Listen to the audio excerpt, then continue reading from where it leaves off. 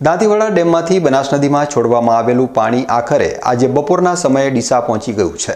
ડીસામાં પાણી પહોંચતા જ લોકોમાં ખુશીનો પાર રહ્યો નથી। ત્યારે ભાજપના આગેવાનો પણ ડીસા પહોંચેલા બનાસ નદીના પાણીના વધામણા કરવા માટે પહોંચી ગયા હતા। બનાસ નદી ડીસા સહિત સમગ્ર બનાસકાંઠા જિલ્લા માટે કેટલી ઉપયોગી છે તે અંગે બીકે ન્યૂઝ ચેનલ દ્વારા પણ ઘણીવાર અહેવાલો રજૂ કર્યા છે। ત્યારે આ વર્ષે ઉપરવાસમાં સારા પ્રમાણમાં વરસાદ થતા દાંતીવાડા ડેમમાં પાણીની પણ વિપુલ આવક નોંધાઈ હતી, જેને પગલે દાંતીવાડા ડેમમાંથી પાણી છોડવામાં આવ્યું હતું। દાંતીવાડા ડેમમાંથી પાણી છોડવામાં આવ્યા બાદ ડીસાવાસીઓ આ પાણી ડીસા પહોંચે તેની આતુરતાથી રાહ જોઈ રહ્યા હતા। ત્યારે આખરે આજે બપોરના સમયે બનાસ નદીનું પાણી ડીસા પહોંચતા ડીસાવાસીઓમાં ખુશીની લહેર પ્રસરી ગઈ છે।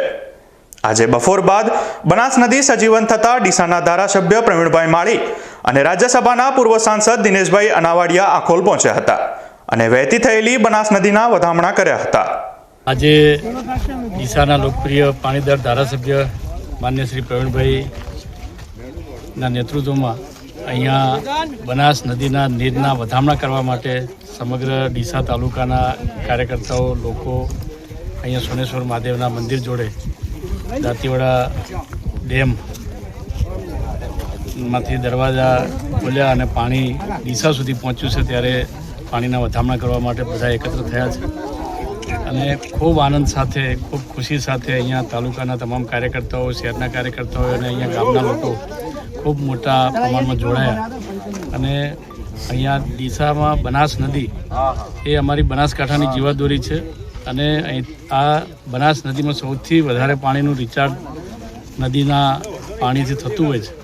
ત્યારે આ બનાસ નદીમાં જ્યારે પાણી છોડવામાં આવ્યું છે ત્યારે હું જાહેર જનતાને, પબ્લિકને, તમામને વિનંતી કરું છું કે અહીંયા નદીની અંદર મોટા મોટા ખાડા છે। પાણી ભરાઈ ગયા પછી આ ખાડા દેખાતા નથી, તો તમામને વિનંતી કરું છું કે કોઈ નદીમાં નાહવા ના જાય, કેમ કે જે આપણને 2-3 વખતના અનુભવ છે। જ્યારે પાણી બનાસ નદીમાં આવે છે ત્યારે ઘણા બધા લોકો અંદર નાહવા પડે છે અને આવા ખાડામાં ગરકાવ થવાથી ઘણા બધાના અવસાન થયા છે।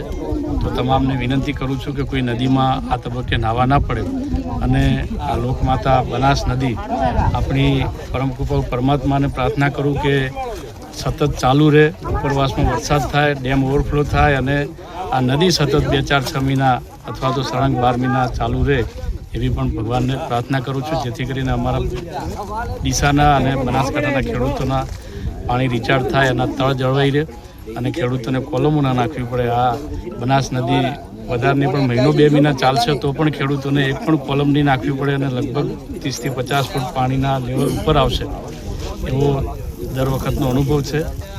તો આજે ખૂબ ઉત્સાહ સાથે અમે નદીના વધામણા કર્યા છે। બનાસકાંઠા જિલ્લાની જીવાદોરી સમાન એટલે બનાસ નદી અને આ ચોમાસાની અંદર મેઘરાજાની મહેર થવાથી 130% વધુ વરસાદ ડીસા તાલુકામાં પડેલો અને કેચમેન્ટ એરિયામાં એટલે જે આપણી જીવાદોરી સમાન કહેવાય એવું દાંતીવાડા ડેમ એ આ વખતે ફૂલ થવાના કારણે એને પાણી છોડવામાં આવ્યા હતા અને તેનો અનેક તાલુકાઓને લાભ મળતો હોય છે। અનેક હજારો હેક્ટરની અંદર નદીમાં રિચાર્જ થતું હોય છે। ત્યારે આ વખતે 1500-2000 ક્યુસેક પાણી નદીમાં છોડ્યું હતું, જે ડીસાની અંદર સોનેશ્વર મહાદેવ આવતા ડીસાના સૌ નાગરિકો એટલે કે સંગઠનની ટીમ હોય, ગામ લોકો હોય, આગેવાનો હોય, બધા મળીને એના વધામણા કર્યા છે।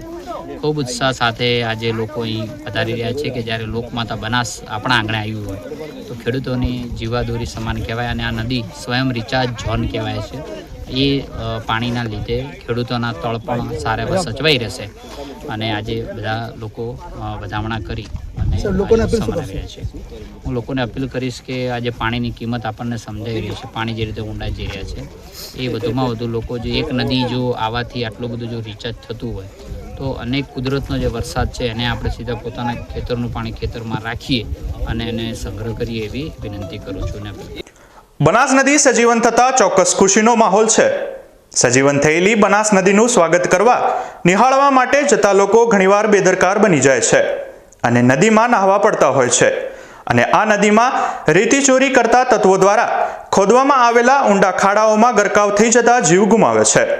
ત્યારે બીકે ન્યૂઝ ચેનલ પણ લોકોને અપીલ કરે છે કે નદીના પાણીમાં જવાનું ટાળવું જોઈએ।